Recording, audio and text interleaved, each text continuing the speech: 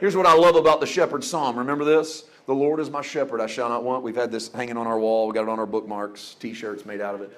The Lord is my shepherd, I shall not want. He makes me to lie down in green pastures.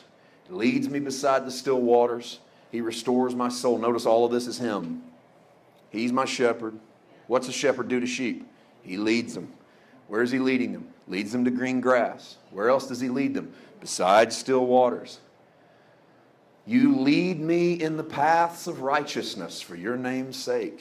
That's good. In fact, the old Hebrew analogy there was the shepherds would march their sheep around the hill. If you needed to get the sheep from point A to point B, and point A was in the valley, and point B was on the top of the mountain, you didn't take them in a straight line. You led them in a circular pattern up the mountain. And this was literally called the paths of righteousness because it was the right path to the top.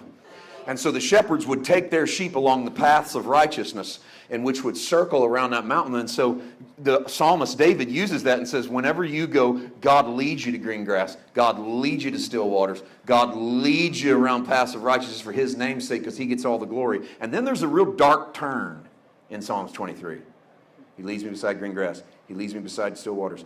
He leads me in the paths of righteousness for his name's sake. Yea, though I walk through the valley of the shadow of death. Do you hear that?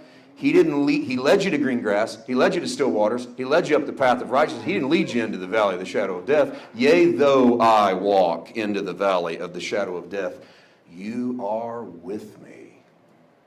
Your rod and your staff beat the living snot out of me.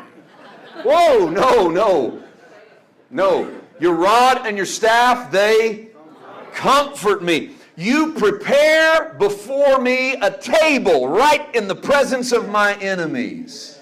My cup runs over. Did you notice half the book of Psalms, he didn't lead you there.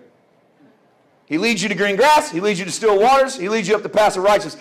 And then you end up in the valley of the shadow of death. And God says, I didn't lead you there, but honey, I'll never leave you there. I promise you, if you go in, I go in. All right? If you're down there, I'm down there. And here's what I'm going to do while I'm down there. The enemy is going to come after you down there because you are in his dimension. You are in his world. You are in his place. But I have a rod and a staff, and I'm going to comfort you. I'm going to knock them off your back. I'm going to take care of you right in the middle of a bunch of bad decisions. And it's not always bad decisions that put us in the valley of the shadow of death. Sometimes just life.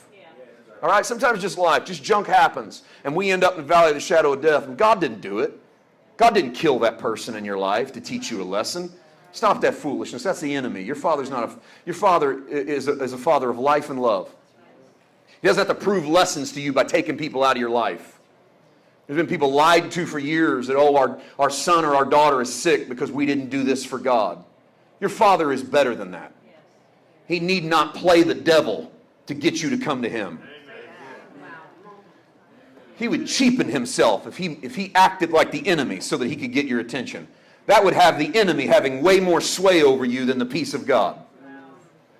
That would have death having more positive effect in your life than life.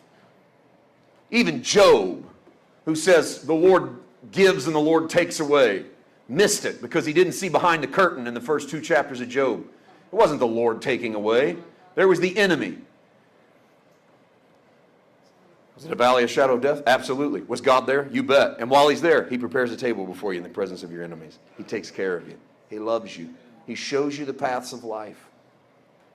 And at his right hand are pleasures.